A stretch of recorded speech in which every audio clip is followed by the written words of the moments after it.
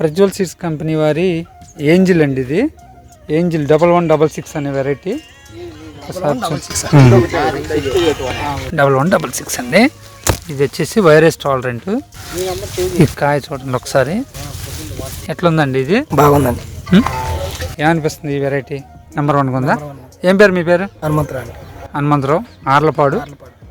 మీరు ఎంత వేస్తారు మిర్చి? 5 ఎకరాలు 6 ఎకరాలు. మనకెళ్ళి అంతా తేజాలు వేస్తారు కదా. ఇప్పుడు మీకు ఈ వెరైటీ చూసాక ఏమనిపిస్తుంది? బాగుందండి వెరైటీ.